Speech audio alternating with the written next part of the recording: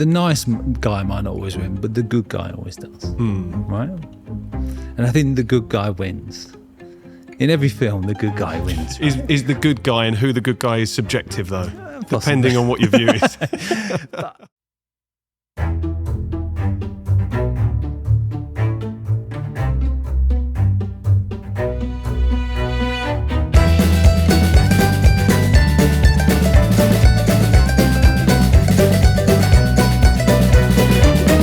Hello and welcome back to JobsWorth. This week, my guest is Richard Cooper, who is the founder of a marketing agency based in Leigh-on-Sea in Essex called the OnCrowd. Now, Rich, I think it's fair to say, has the perfect mindset for someone that's looking to start out on their own.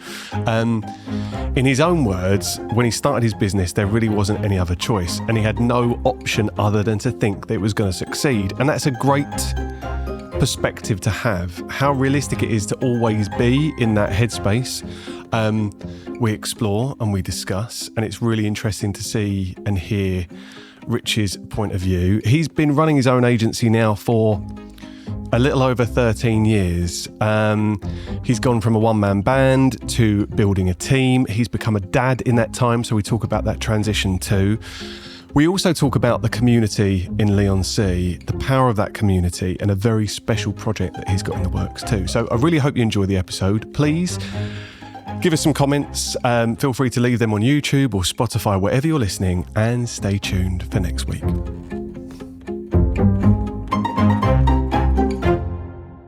Right, Rich, we're going to start with the opening tradition on the podcast and dive right in. Yeah. When you were younger, what did you want to be when you grew up? Number 9 for Liverpool. Another footballer. Okay. Yeah. Nice. That was, we're talking 5-6 years old. That's always the question I follow up with next. What's the earliest age you remember having that dream? Yeah, it was, we were living in Lytham St Anne's. Where is this? Up north. Okay. I think we've had this conversation before, because your accent, I know you're not from Essex originally. Okay, so up north. I'm getting there, but it's slowly transitioning, So we were living in Lytham. It was the 80s. Liverpool were the best team in the country. As a 5-year-old, you're like, I'm going to follow the best team. Right, okay. Much to the disappointment of my parents and grandparents who are Port Vale fans from Stoke. And there's more to it, because I was also at Liverpool Hospital when I was 5, had a heart operation. Right. So I was in the city, and then I got assigned football from the team. Who were the team at the time? Who are we talking about? Kenny Dalglish. Okay, right. Ian Rush. Yeah. Jim Beglin, Alan Hansen. I've got friends that will be watching me right now, looking at my face, thinking John knows absolutely nothing about football, but I do know those names more from management and punditry than players. Yeah, but so they'll be impressed with that. Deal. Maybe They're a big deal. And so I got this signed football delivered to me in the hospital, and that kind of cemented the love of the team. Yeah. And did you go on to do anything towards that? Did you go down a route to become a player? Was it, how long did it stay in your mind that that's what you wanted to do? I mean, the dream was shattered fairly quickly. Okay. But is that down to ability? Oh yeah, or mostly. Opportunity? No, it was all because of opportunity. Okay, right. No, it was all ability. I just used to play for the local team, but that was it. Right. But I peaked in about 92, 93. Okay. At the age of 12. It's a sad story. It happens to a lot of people, unfortunately. Yeah. But that was the first one. It was going to be number 9 for Liverpool. Yeah. So where did the inspiration then? Because you've been in marketing now since the late 90s. Well, come on.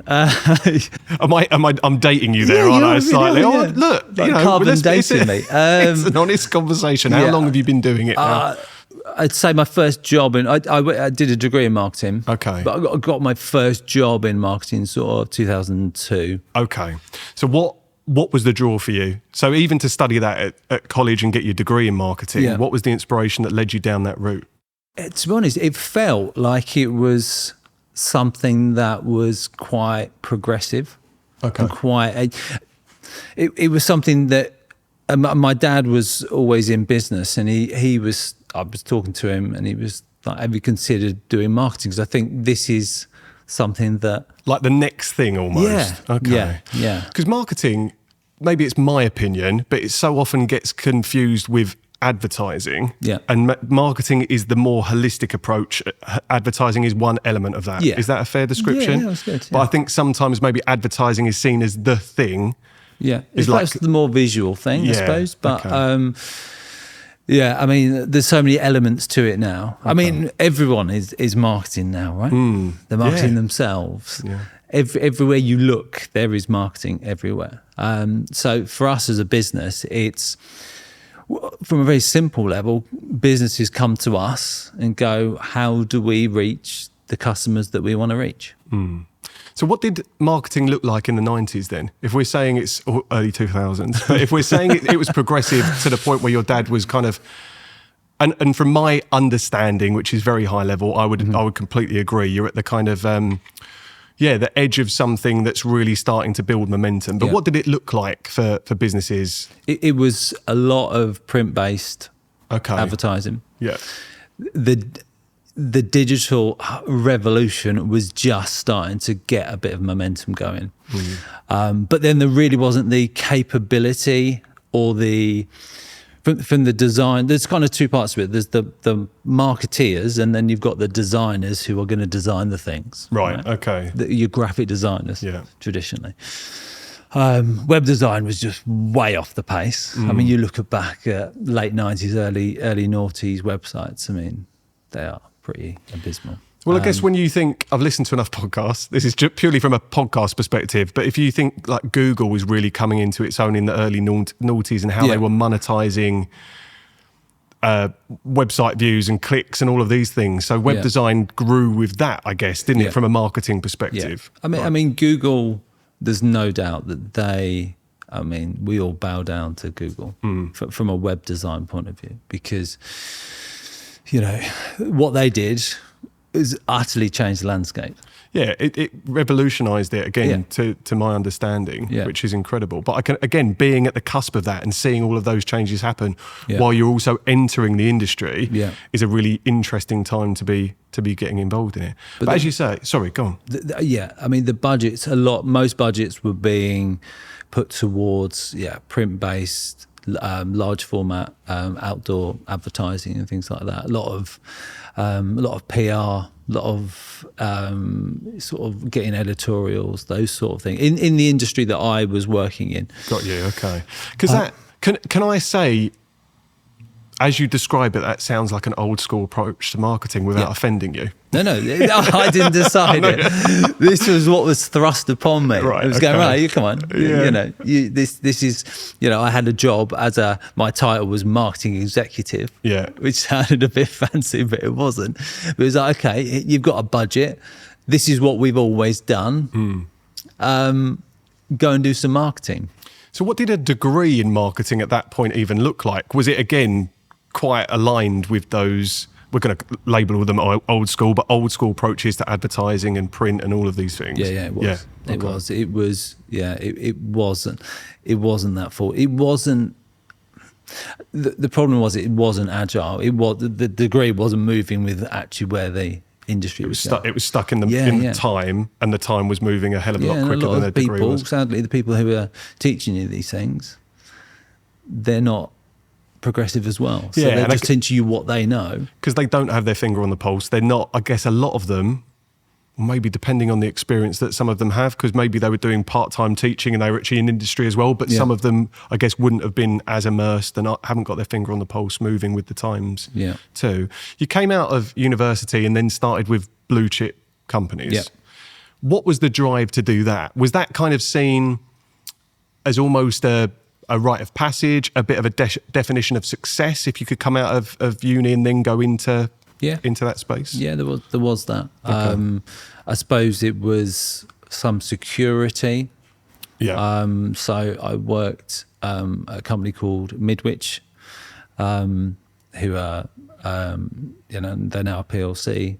And then I went to work for Aviva. Okay. And RAC. Yeah.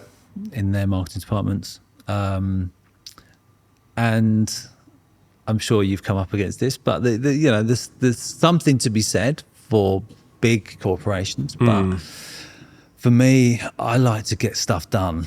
Right. You used the word agile earlier. Yeah. And maybe these aren't examples of agile organisations. No. Right. Okay. They are to turn this oil tank around. Yeah. Institutionalised, very set in their ways. Oh, yeah. You've got the guys who've been there for 50 years and they're not going anywhere until they get maybe redundant, get a nice little payoff. And again, when you go into an organisation like that, you've got all these people that are already bedded in more senior positions. So you coming in as kind of like earlier in your career, your voice is not necessarily being heard in organisations of that size. Yeah, and what peaked more than anything else was really working with creative agencies. Okay. I liked that creative process. So you do the planning, you do the research, you come up with the ideas, and then the agency made them a reality. They took your ideas and made them pretty. Yeah, nice. Okay. They coloured it in. They created the creatives, and that was always far more interesting for me. Was creativity connected to marketing in your mind when you went into it? I've always been quite creative. Okay. And I suppose there's creativity in the marketing side, but there's more creativity in the execution. Okay. Right. And that for me, that's where the exciting part was. So when you saw what the agencies, so again, you're the other side of the fence. So you're working client side, you're seeing the agencies come in, they're converting all these ideas and then turning them into something that has gone past a concept and into something tangible and real. And you're seeing that play out again as the industry evolves in all these weird and wonderful new ways too. Yeah. Okay. Exactly. And then I was like, I would like to work on that. I want to work on that side of the fence. But at the same time, there was a lot of frustrations. Being client side and working with agencies, I had a list of just frustrations. Right. Not a literal list. No, a metaphorical. But you could cite enough reasons as to why it would be a frustrating environment to be working. And so then I then left Aviva. Pursued my other passion, which is traveling. Okay. And travelled around. How old were you then? I left Aviva when I was 30. No, 29. Okay. So what was the reaction? I'm just going to stop you and now go off in a slight tangent, but that's quite a big move at that point. So you've been in that industry, in that space, and I guess you've climbed ladders, you've gone up the rung in terms of seniority and responsibility you take on. So was that a big decision to have made, or was it a very easy decision hitting nearly 30 and then going off? For me, I think, again, it's a bit of an old adage, but regret the things you have done, not the things you haven't done. Okay. So for me, I was at a natural path. It was like, okay, I can carry on down this route, and I just need a break. I just need a circuit break, and I was just like, right, okay. Bought a one-way ticket to India. Nice. Saved up some money, and we just went. Wow. And then when I was out there, I was like, okay, no, I'm from everything I've learned, I'm gonna go back. And there was a friend that owned an agency, so I spoke to her and said, okay, I want to come and work for you. So I kind of teed it up for when I get back. Was she all right with that? Yeah. She was open to the idea. Yeah. You didn't just turn up on a Monday. Yeah. You remember that job you mentioned? Make it work. Yeah. And then I worked there for 2 years on the agency side. Really enjoyed it. Loved the creative And that was process. your first experience on the agency side. Yeah. Right. Okay. Was it a smaller agency? Because again, I think the size of the organisation you work for does make a big difference, doesn't it? So in agency terms, was it quite a small agency? Yeah, sort of similar size to where OnCrowd is now. Okay. And do you think that helped, that being your first experience, rather than dropping into a massive organisation again? 100%. Right. Okay. I like to get stuck in and Do the doing.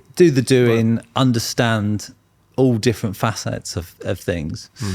And in a large organisation, and that was a frustration at Aviva, because you were just lost in this machine, and to get anything done is like, okay, you've got to go and speak to compliance. Yeah, bureaucracy, red tape, all the bollocks that comes with it. Yeah, and by the time anything got done, there'd be a change of the senior management team, and then you have to start again. It was, A lot of the time you're fighting to get buy-in from stakeholders. Yeah. Those stakeholders then change, and then you're fighting to get buy-in from stakeholders, and again. it's a revolving door of people and process. Life's too short for that. Yeah. Okay. So 2 years. 2 years in this agency. 2 years in this agency, and then the travel bug hit me again.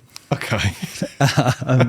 You are an employer's worst nightmare. Yeah, pretty much. And myself and Laura, my wife, we travelled for a year. It was too good an opportunity. It was just too good an opportunity. Well, if you've got this wanderlust about you as well, I describe it as wanderlust. Maybe it wasn't that deep, but if you've got this urge to go off and you've got the chance, then why not? Yeah, this was pre-kids? Yeah. If we could all get a time machine and do it. Yeah, exactly. Make the most of it, yeah. Yeah, so, and it was at that point. So my business model for OnCrowd was very different when I started. Okay. And it's manifested into a more traditional kind of agency structure. Let's talk about that then, because I was about to say you set up your own agency in 2012. So you've been in industry on the business side. You've had now always wanted to do agency. You've had your 2 years in agency. Yeah. Maybe seen some of the ways it was working, respectfully to the person that you were working with. Maybe some things you do differently, if that's fair to say. If you've got your list of frustrations about it, maybe some of them are kind of like, oh yeah, I can see that, I can see that. And in 2012, you think there has to be a different way of doing this. Okay. Yeah. And that way is in Essex. So where were you before then? In Norwich. Okay, and that was with your wife? Yeah. And then you decide to come to Essex. Laura's from Essex. Okay, right. So yeah. So setting up shop here kind of made sense. Kind of made sense, yeah. It wasn't thing on the map and then let's do it there. Let's do it in Leeds. She's from here, so okay. It was it just made sense. How much? Because I think the support of your other half when you go off to do anything like this, I found it incredibly important. I don't think I could have ever set up my own business if I didn't have someone in my corner saying you can do it. Yeah. That's the need for validation that I have, and I'm working on that. Yeah. But I do think you're doing great. Thank you so much. I needed that. But yeah, if you've got the support of your partner, it is really important. But was it a tough decision to kind of shun going back with a salary and sick pay and holiday pay? Was that a difficult discussion? Was it a tough choice? It wasn't a choice. Okay. Tell me more about that. I didn't see it as a choice. It was, I'm going to make this work. Okay. I'm either in or I'm out. Right. And if I'm in, I'm going in. I'm full in, 2 feet in, and I'm going to get it done. And if there's any kind of ambiguity or any kind of way out, I don't want that. I need to focus on that, and that's all I've got to focus on. Don't get me wrong, it's a scary thing. Anyone that started their own business, at times when you first start, you go, what am I doing? Yeah. But when that first client comes on board, and the difference is you've gone from earning money to making money. I've never had it described like that before, but that's a really good way of shining a light on how it feels, how it hits differently. Yeah. Okay. And when you make money, it's different. It just feels like I've done this off my own back. No one has just paid me a salary. Yeah. I've really earned it. Do you know what I mean? And you only going to get out what you put in.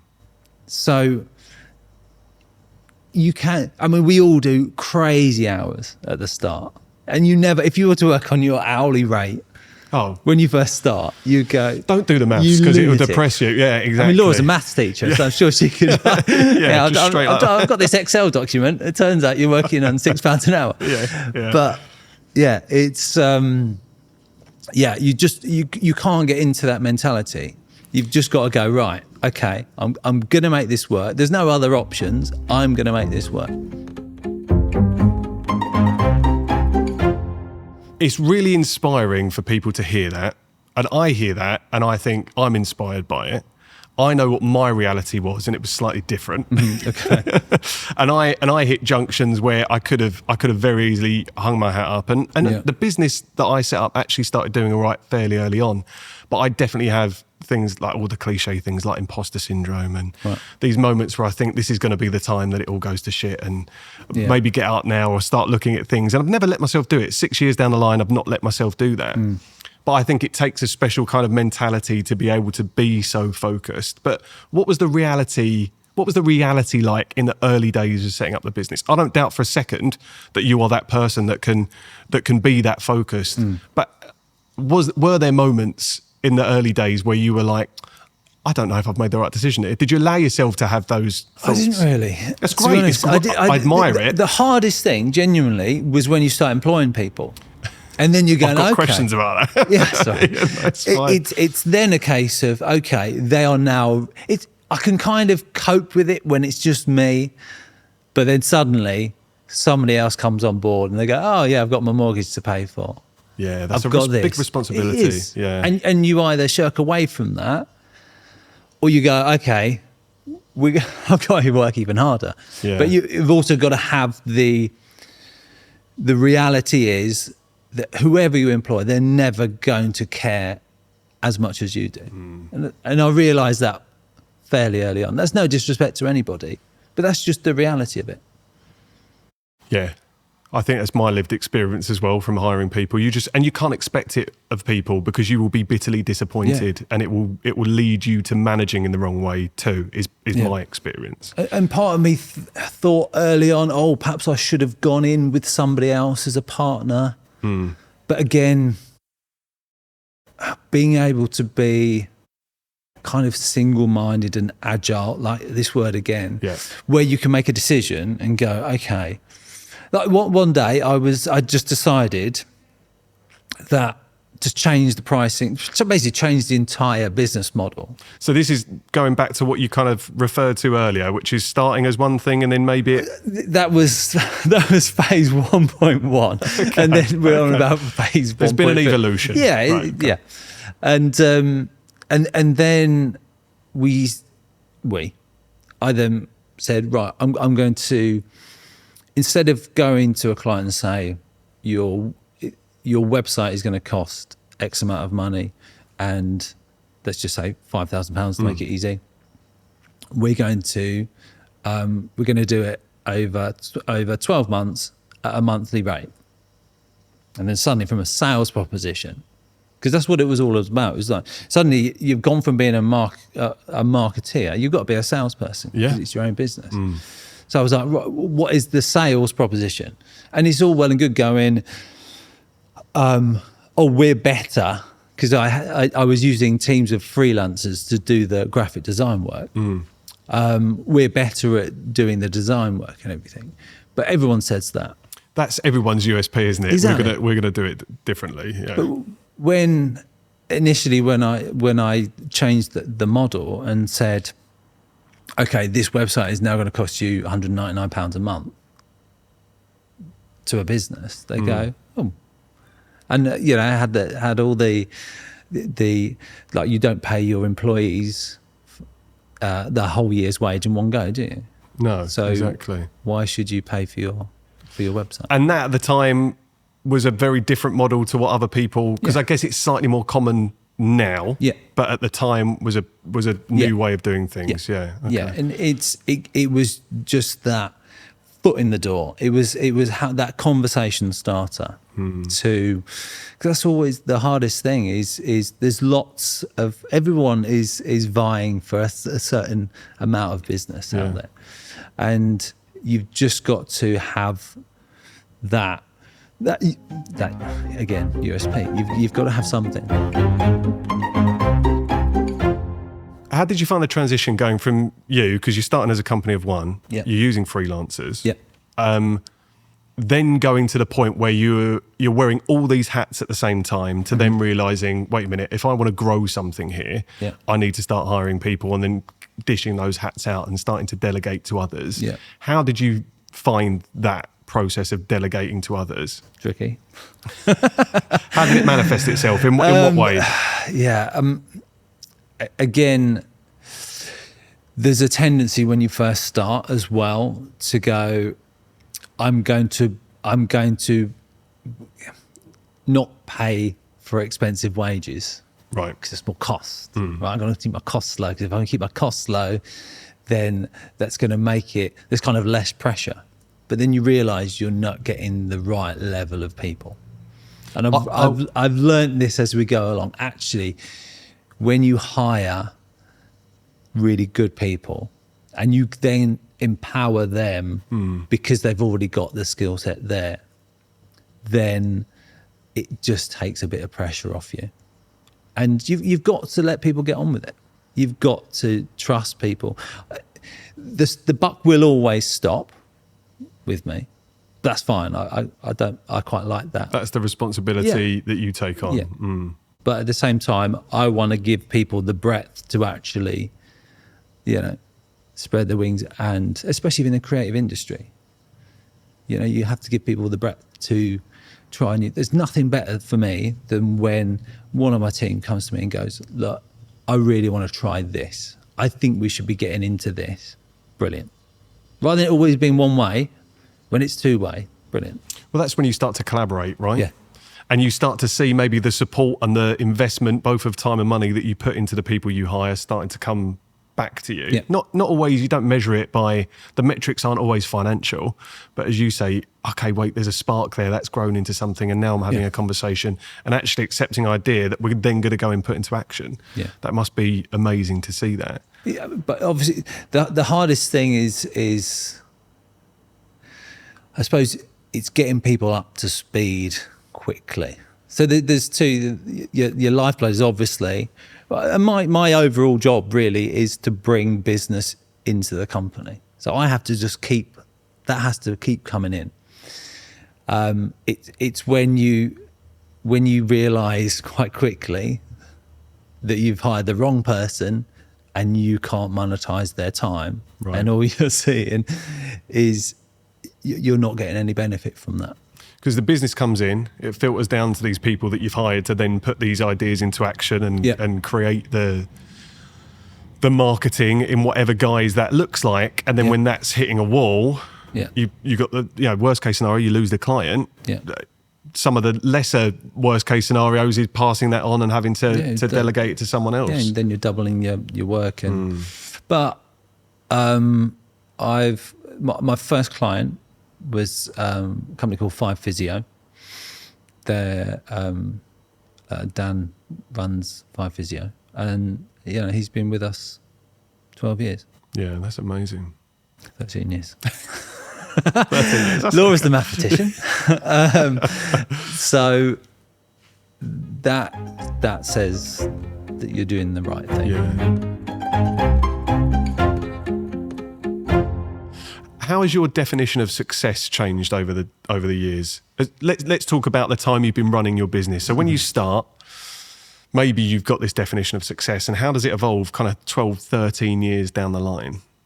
I get a lot of pride from employing people, and knowing that kind of what started off as your idea has allowed people to have their own careers and pay the mortgages and those sort of things. That I have a lot of pride in that.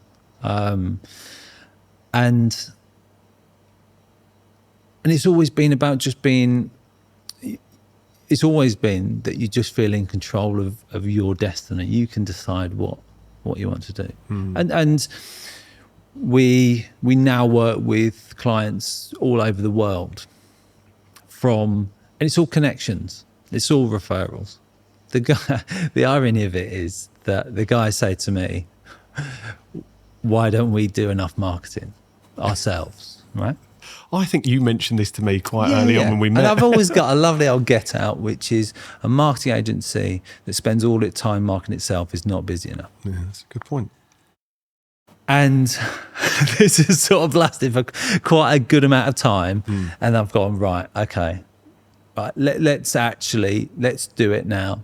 And so we're getting ourselves out there a lot more, but it's all come from referrals. Yeah. The work. And I'd say 90% has come from referrals, because you've suddenly got a network of essentially salespeople who they're doing half the work for you, and they'll go, oh, someone says, oh, I need a website, I need an app designing. Oh, go and speak to Rich at the OnCrowd. He'll sort you out. And when they've come through the door, they're halfway through the kind of, to use a real cliche term, like the buying cycle has started, hasn't it? The sales cycle, they're in the funnel. Yeah. This is such a shitty sales terminology. And they're there's a lot more emotion attached to it than that. And obviously there's a lot more pride. But I think that's really good. What we're hoping for when we build brands is to have loads of advocates running around singing our praises. Yeah. You mentioned earlier, we're all marketing now. Yeah. Social media is one of the easiest avenues or most accessible avenues to do that, but personal brand has become a thing. Yeah. And so, the dream is that you're creating a good enough impression that you don't have to keep selling, and that all of these connections that you're making are going out into the world and doing it for you. Yeah, which sounds like it's happening. You get to the point where you choose who you want to work with rather than choosing you. We've talked about this a lot. So getting to a point in a business where you can start saying no rather than having to say yes. Yeah. Yeah. And it has to be the right type of business. And when you get to that point, because at the start, you're just desperate to take anything. You've got to pay the bills, haven't you? And very quickly, a month or 2 months without any revenue coming in is a scary place to be. Yeah. That's when that mindset that you said at the start starts to get tested slightly. Yeah. And so that's a nice place to be. But also, I get a lot of pride in seeing the success of the clients that we work with. Yeah. You could see when you said that your first physio client has been with you for 12, 13 years. And I think that's lovely. Like that repeat business and the length of service is a testament to obviously what you've done and their experience working with you. Yeah. So it must be, a really pride-filled thing to have seen that happen. Yeah, exactly. And I've always come at it that, if the nice guy might not always win, but the good guy always does, right? And I think the good guy wins. In every film, the good guy wins. Right? Is the good guy, and who the good guy is subjective, though, depending on what your view is. But I know what you're saying. It's like you go into it and, you're just good to people, be nice to people. And that's how these things flow. You get back what you put out into the world, right? So 100%. if you're operating in the right way and treating people well, then if you believe in karma, it will all come back to you at some point, right? And all, of course things go wrong, but it's what you do about it. So things will go wrong, but if someone picks up the phone and go, I will fix it, we will do whatever it takes. And I'm very proud of my team that we've all got a similar outlook where we get stuff done, and it might be out of hours or whatever. The amount of times that a message will come through on a WhatsApp group, and it's like 8 o'clock at night, and one of the guys has gone, "Oh yeah, I fixed that." You're doing that because you care, and you're a good person, and that's great. So I'm going to go back to a comment you made. You said it on the form as well as saying it in the podcast, that you mentioned one of the hardest parts of managing was realising that no matter who you employ, they will never care about the business as much as you do. Yeah. It's not counter to the point that you've just made, but how do you go about finding people that care enough? Because I completely agree with you. Yeah. You can't, as I said, but you want people that care enough and that are going to represent what you've built in the right way. So how do you do that? Is there a trick? Is it just fluke?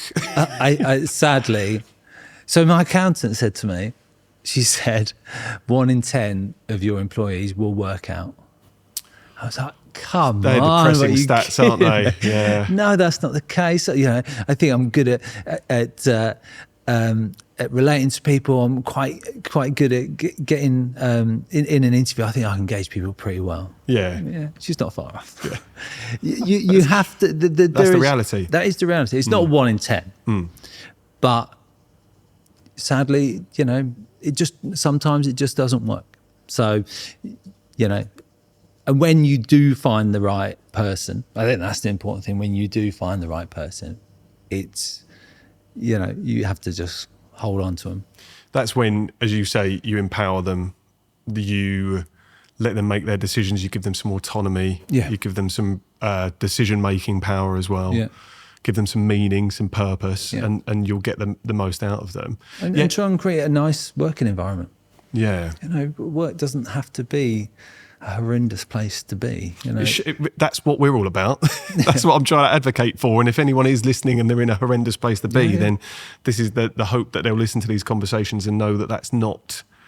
It doesn't have to be that way. Yeah, and there's so many, you know, so many good people out there who've got tenacity, have got drive, got ambition, and they're really, really talented. And sometimes it's just about giving them the opportunity.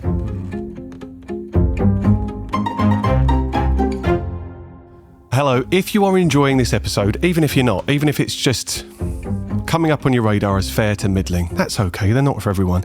But if you could subscribe to our YouTube channel, I would really appreciate it. So would everyone else that's working on the podcast, Tom and Rob, that is everyone.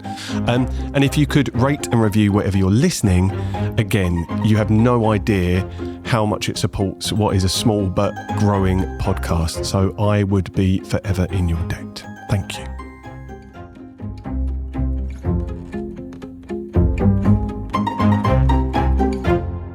Five years into the business, you had your son. Is that right? Yeah. Ish? Maths again. Yeah, there you go. I've written it down already. So had your son. How did that change your relationship with work? Did that also change your definition of success? Did it make you have to be slightly more boundaried with work and life? There you go. There's a multi-question in a question for you, isn't there? My family are number one. Will always be number one. So the juggle changed. The juggle changed. Like, for me, it was always from the start, going to be present, going to be really present, hands-on. It's such an exciting time. COVID was hitting, which was, you know, interesting. Actually, with Alba, our second. But yeah, I suppose you become even more focused. And I suppose the interesting thing is, when we're talking about hiring people, when you hire someone and they're not pulling their weight, and you know that you're paying their salary and they're not really doing what you want them to do, it almost becomes personal. I always think you're taking this is my kid's future, that you're just, because you're not putting the right effort. Do you have to check yourself on that though? Yeah. At least you admit it. Because I'm the same. More so because I know Dean will listen to this, less so in my current business, but definitely more when I was a manager of a company. And we talk about maybe not caring as much as if it's not your business. I would have said that I was close to caring as much. Yeah. But again, that's my opinion. Yeah. But I definitely took it very personally when people in my team really didn't seem to be as committed as I was. Yeah. And looking back on that, I feel like I probably made some pretty shitty decisions, or didn't handle some of those situations in the best way possible. And I think now, taking a step back and realising, okay, again, it's keeping in mind all the time they're not going to care as much as me. And I'm not saying they don't care, but it almost has to be a defence mechanism. Yeah. To go, you realise that no one will quite care as much as you do. Yeah. Because, and I want to say to your team that I will hope will listen to this podcast, is that it's very clear that you have hired people that you're very proud being part of your team. So to say they don't care as much as you do is not a derogatory thing, and it's not out of a lack of respect. I know that. But yeah, there is just a different relationship with work when it is your baby that you've born into the world. It's interesting. So I could throw the question at you, but do you think it's going to be... I've never thought that the business is going to be taken over by my son and daughter. I don't know if it's just you don't think like that. Yeah, I mean, I definitely don't. I always make it's not even a joke, but people laugh when I say it. If my kids get into recruitment, I've done something wrong. I want them to go off and do all these weird and wonderful things. And maybe recruiters will listen to this and be offended, and I'm sorry. Yeah. But yeah, I'm not building something to be a legacy for my kids to take on. Yeah. Like, I want it to support the life that I want to live as a family and be able to go and do these things and make memories with them and be present. That's my intention too. It's why I set up in the first place. But yeah, not one part of me thinks I want to leave them the business. I want to give them the products of the business. We've all watched Succession. Exactly. See that shit show, you know, like what happens after that? Right? But yeah, I think you just have a different relationship with it, and I think that's fair. But yeah, becoming a dad is a big thing. Becoming a parent is a big thing, and it forces you to have to think, how do I build boundaries? Really brings that question of delegation into focus as well, because you want to be present. Yeah. You have to give up more of the stuff to go over to the team. You have to trust. Yeah. And well, you can either not be present, or you can trust the people that you've hired and you've worked with for a long time. And the only way to do that is you have to give over some of the responsibility. You know that the buck always stops with you, but you have to empower people, and for the good of your own sanity. Because when you're getting woken up every 2 hours and you've not slept, and you know, I mean, the torture, I mean, sleep deprivation. I mean, you're in the trenches, and you occasionally get to fire a shot. That is it, and it was. Alba's pretty much 2 years younger than Leo. Right. So we were in that for a good solid 4-year period. Yeah. And, you know, as you know, it's brutal. When you come out the other side, though, it is like sticking your head through a cloud and being like, this is what the sky looks like again. This is great. The sun's out. Yeah. You have your little smug moments. Yeah. No, exactly. No, well, I think it's important to address, because there is a shift and a transition that happens when you're running something and then you become a parent, because your responsibilities, your priorities change, and how you spend your time has to change, especially if you want to be present, as I think so many of the people I speak to really do. This is going to be quite a high level question. You can give me any answer to this, but what does your perfect day look like? If you've got the balance that you want, what's the perfect day look like for you? Not one that you're having now, maybe, but if you had to describe a perfect day, a weekday, what does it look like? I think those moments where you actually get time just to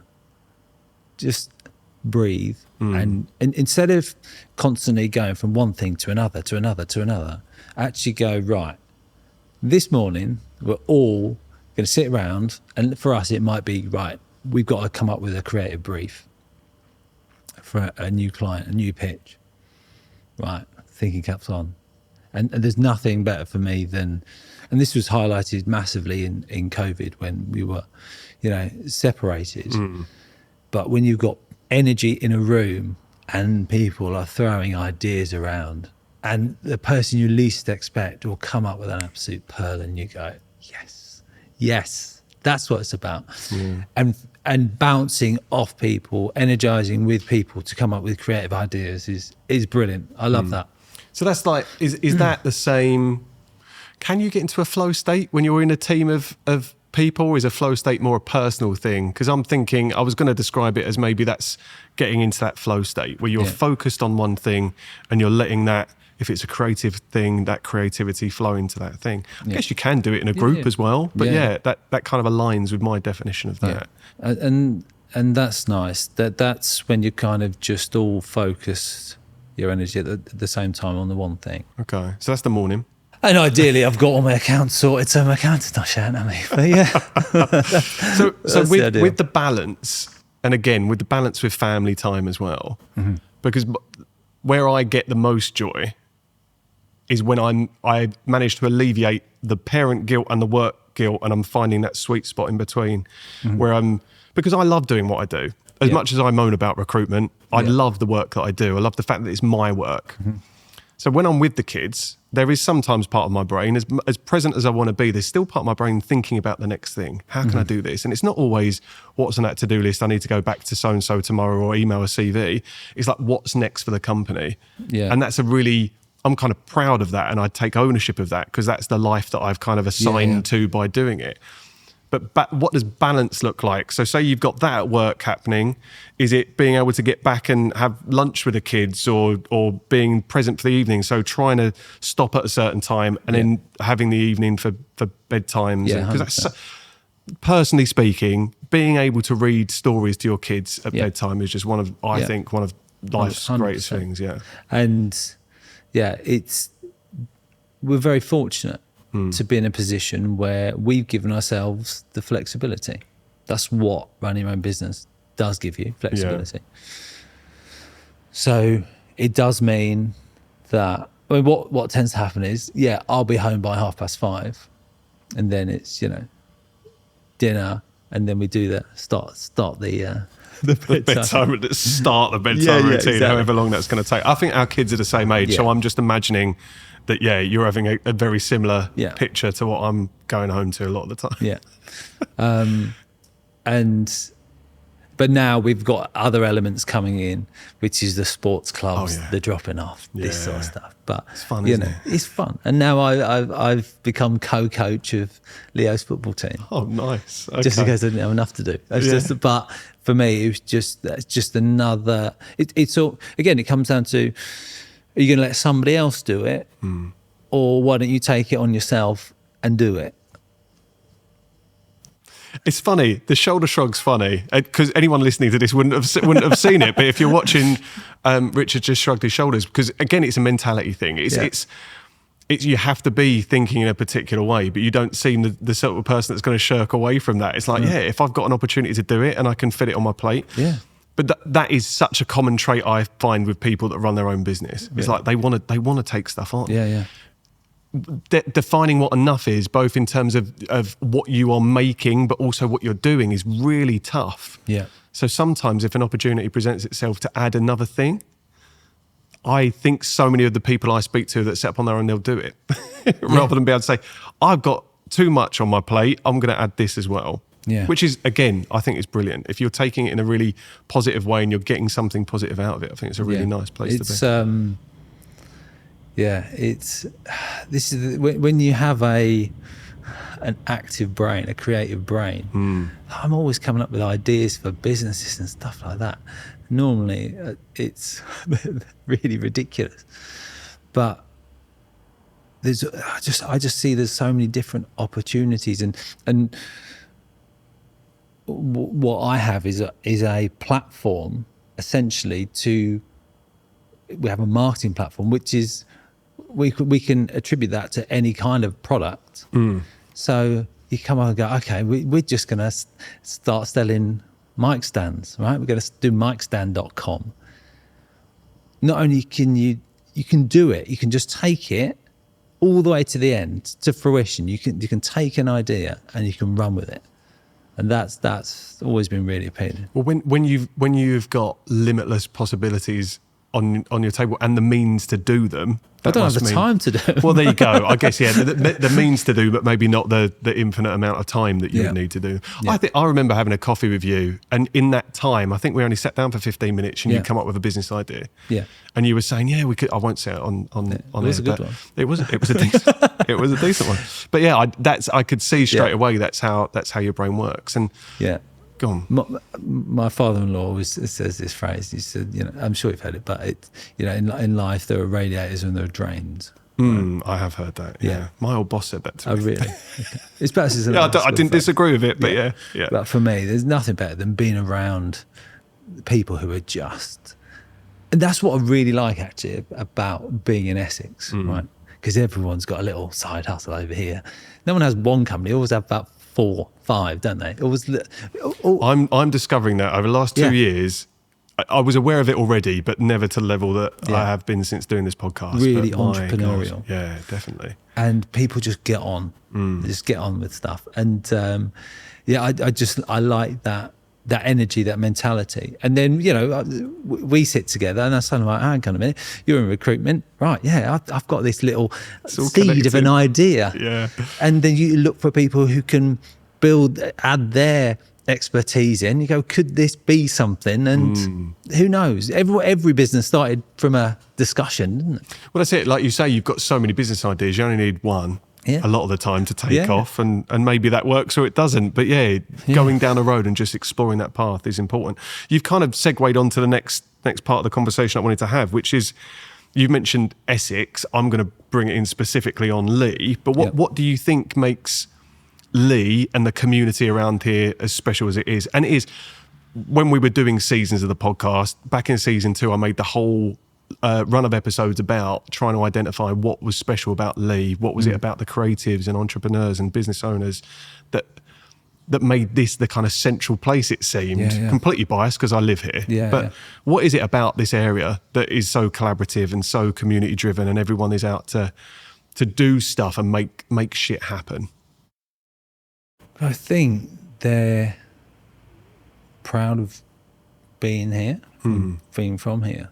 And again, I think it's an energy thing. I feel like there's an entrepreneurial energy where people just want to get on. And if you've got an idea, actually, I know Rich, I know John, they can help you out with that, and they'll speak to them, and they'll speak to them, they'll know them. And that's great. I mean, you've said this, everybody knows each other. Yes. And that's not the same in all towns. So, and that's what I was going to ask you, because I've never really experienced, I mean, I grew up in Rayleigh, which is 3 or 4 miles over there. So it's really not that far away. Yeah. So I can't speak from a lot of experience of having been immersed in different places. You can in definitely more detail than me, but you can say that from experience that maybe that isn't present everywhere you go. I mean, places, I've lived in quite a lot of places, but not kind of this size, normally bigger, but there's kind of there's almost a city mentality to get on, and I mean, certainly since we've started doing Collab in Lee, which was we just wanted to try and get local businesses together and start chatting more, finding out how, and obviously from our point of view, we can perhaps come up with ideas of how we can help market Lee better. Can we put on events? Can we do things? And it's amazing when you get everyone, and we sent out the invite, and the workshop was absolutely mobbed. Loads of people were interested. They wanted to come. They wanted to chat with each other, share ideas. It's great. Really great. Well, that was really the result of all the conversations we had, is that it was community and collaboration, really, were the kind of keywords that kept coming out from the people we were speaking to. Just use the word collab because it sounded cool. Collab, there you go. But yeah, I mean, so talk me just quickly. So Collab in Lee is something that the OnCrowd do with the workshop. Yeah. But it's not just the workshop. It's going to be in different locations. It's networking, to give it a old school term. It's a horrible word, isn't it? It's a horrible word, and we didn't want to use it. So but it is the best way to describe it. Yeah, it's a relaxed way for for business owners, and I think it's, and now there's people who might not have businesses on the Broadway. They might have their own private businesses that they work out of their home office, and actually they don't get to actually collaborate that much. And it's quite interesting seeing, because I think so many more people now have got their own businesses, and they perhaps can feel a bit isolated. And actually, when you collaborate with other business people, it's amazing what you can kind of achieve. So we're changing the locations. We're moving the locations around to give other venues an opportunity. But it's a place where we can just go, and it's nice and informal, and it's not a networking event, because I can't stand it. Yeah. So it was just right. Let's make this really relaxed, informal. You can come, you can have a chat, you can have coffee, and hopefully you can make connections. Yeah. I think networking needs a refresh, because the stigma around it is old and archaic, and to go back to a bit old school. Yeah. It's kind of not necessarily the most inclusive environment to bring people together as well. And it's because of that stigma, people then don't do it, which can have a limiting factor if your business will survive if you make connections. So I think it's great what you're doing. You talked about a project in the works that's directly linked to supporting businesses in Leigh. So can you tell us a bit more about that? So I had the idea probably about a year ago. It started off kind of as, I wonder if there could be a universal kind of loyalty card for Leigh. And then as a business, we've done more and more app design. And we've got to the point now that I'm more than confident to say that we can create an absolutely shit-hot app. Okay, nice. And so we're going to launch a Leigh-on-Sea app, but it's hyper local. This is not a big company that's come in who doesn't understand the area and is trying to create a community-based app. So it's called POSH, which is Pocket Offers Social Hub. It's kind of a love an acronym. Yeah, a little acronym. And the idea is it's a way for local businesses to be able to market not only what they do, but I really like this idea of being, I'm going to use the word agile again. Go on. So if you're a restaurant and you're quiet, right? What do? You might put an offer out on Instagram, but you people following you might also follow another 10,000 accounts, for example, and you just get lost in the sea of Instagram.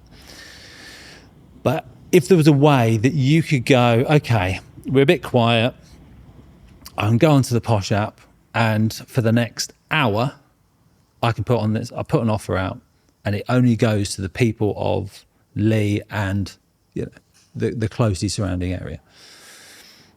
You've got a very targeted audience. You can say, okay, let's just say 50% off cocktails for the next hour. But instead of it being like, it's not Groupon where it's, right, we're going to do 50% off for the next 6 months. These are about short, quick offers.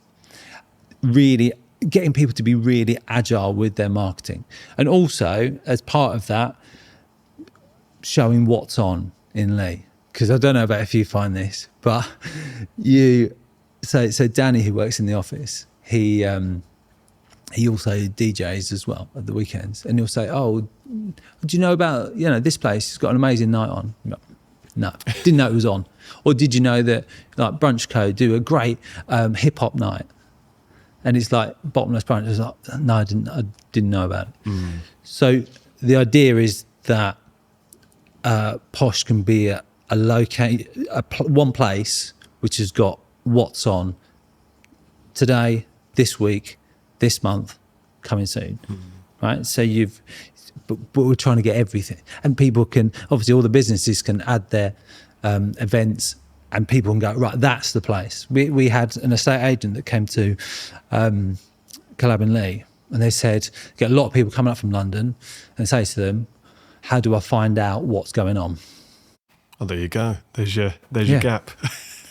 It's having one place that is not run by a multinational company that is totally out of touch. Yeah. We're on the Broadway. We can see it. We can go, it's raining today. Why don't I send an email out to all the businesses on Posh going, why don't you do this offer? Or this worked really well last week. It's giving those insights on things that have worked and maybe things that haven't. Yeah, like that. And they can react. And it's going to a targeted pool. So let's just say there was 5,000 people in the local area on the app, and they're walking down the Broadway, and the idea is that as they're walking onto Lee Road, they look at the map on Posh and it pings up with what the latest offers are. That's brilliant. I love that it's dynamic, and I love that it's in real time. Yeah. My experience of so many of the events that happen in Lee is looking on Instagram and seeing people that have already been to them. Yeah. It's like living vicariously through people when it happened 24 hours earlier. Yeah. So I think there's a huge gap for something like that, and it's definitely a worthwhile. And as you say, it might not work in other communities, but in Lee, as a playground to test that and make that work, it's an amazing location, isn't it? To be doing something like that. I think we're on the Broadway. We see it. We see it. You kind of feel like you're breathing, and then it also levels the playing field. There might be businesses that do no marketing at all because perhaps they don't understand social media, or they don't have the budget. And then there's other companies that just dominate everything because they've got a huge amount of presence and budget and everything. Yeah. But, it can give them a platform. And I think that's brilliant. Because you must walk past some shops and you go, I've never seen anybody go in, never seen anybody come out. How do they get the word out? How do they attract new business? Yeah. And I just think it'd be great to have a platform that does that. And an app seems to make sense. Yeah. And is this a perfect example of putting something else on your plate? Yeah, I understand. But it's seeing a business idea. It's knowing that you're immersed in where we are in the community. You've got that knowledge, and you feel like there's a real service you can be offering there too. I've got brilliant people who can make it happen. Yeah. Who can design the app. Design the branding is really nice. Yeah. So when are we expecting this to go live? Have you got a go live date? Are you allowed to announce that yet? I mean, it's your thing, so you're allowed to announce it, surely. I can announce it and then I can backtrack really quickly. I want to say the start of November. Nice. Okay. We're kind of in beta testing at the moment. Yeah. And the plan is, I always say, right, we don't have to launch everything. We can do a phased approach. There's loads of different features. Of course. I want to have, I mean, this is snuck into the first one, but we want to have Posh Kids, for example. Okay. So on the app, if you're a parent, you can go, okay, what is on? Again, how do I find out? It's half term, you go, what is actually going on? Yeah.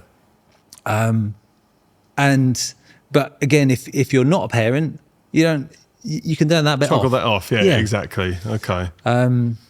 So start of November is when we could expect that to go be switched on. Start seeing some Posh branding. It's going to be out there. It's an exciting time, and I wish you the best of luck with it, because it definitely it. feels like that's a real gap in the market that you can explore.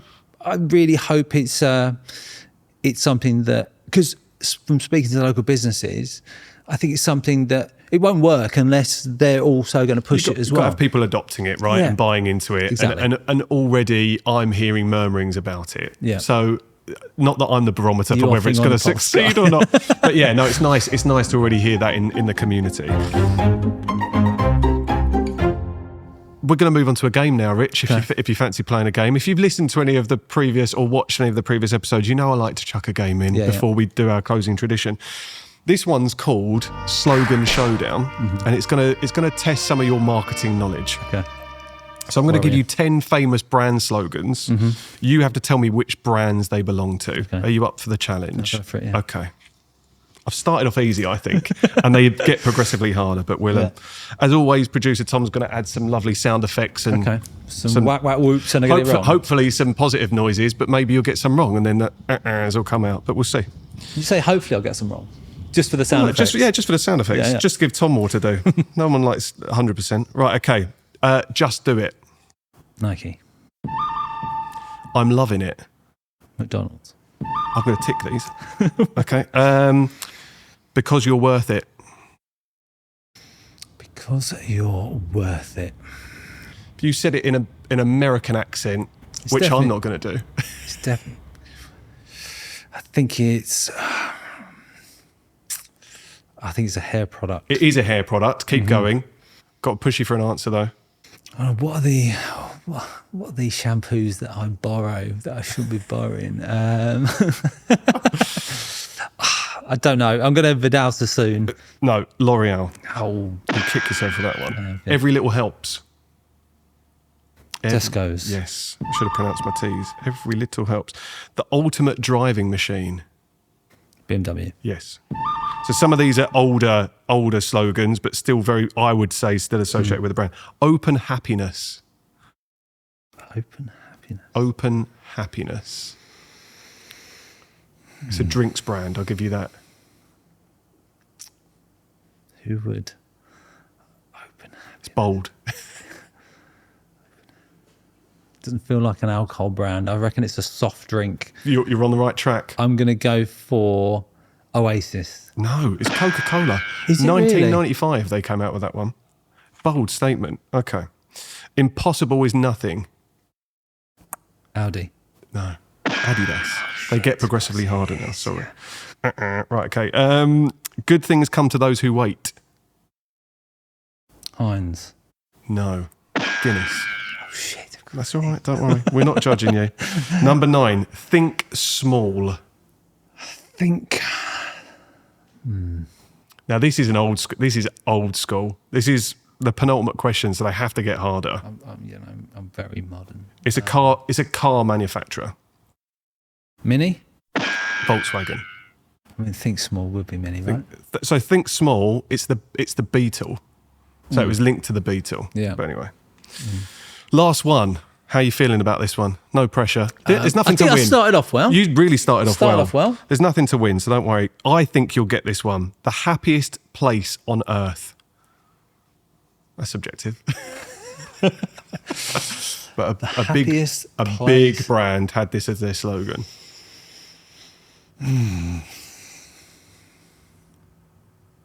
Disney? It's Disney. Disneyland specifically. Okay. But yeah, that's great. Well done, Rich. Again, there's no prize. There is no prize, but It was nice to get the last one. I will give it as a percentage. I think you got 7. Yeah, 70%. So I think you did really well. I'll take that. Good. Obviously, you're not competitive at all. Okay, we've got a closing tradition on the podcast, which is the question from my mum. So my mum sends in... Lovely. my mum sends in a voice note, and I play it down the phone.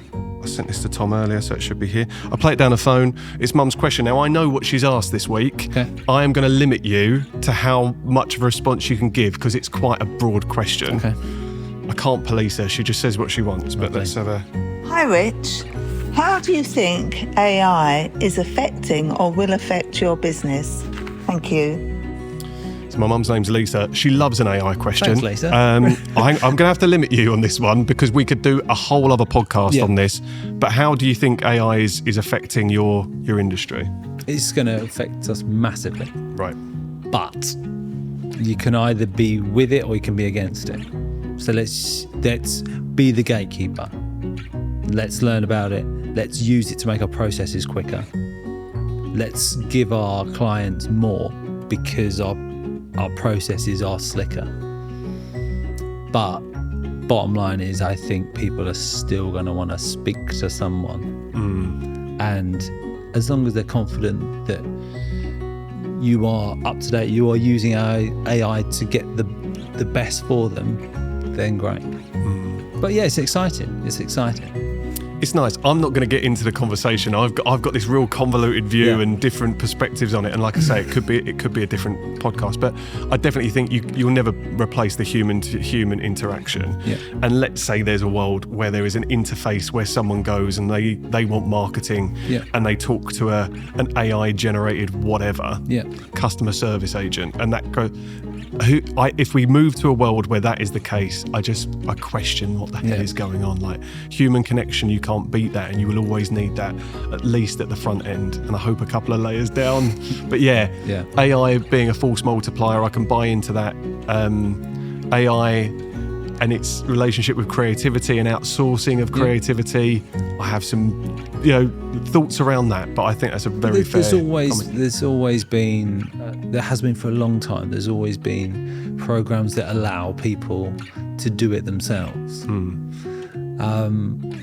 And there's Canva, for example. People can go into Canva and go, oh, look, I'm a designer. I do that. I know what you mean, though. Yeah.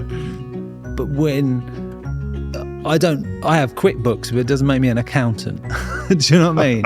It's making accessible, right? But it doesn't necessarily give you all the skills and the credentials and the expertise and the knowledge base that you need to make marketing. And AI, and you can use AI, but you still need to know what you're looking for at the end of it. Yeah, of course. Yeah. And you've got to put in the right prompts. And you've also got to still be able to gauge what you get out. Is the quality and is the end product that you actually asked for in the first place.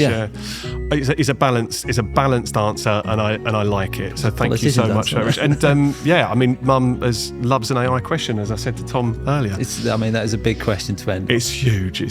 Rich, thank you so much. It's a real pleasure, and I wish you the best of luck with all of the weird and wonderful ideas I'm sure you're going to have, but Posh sounds really exciting. Thanks. So I look forward to seeing more on that. Thanks. Thank you. Cheers, John. Well done, mate. That was really good.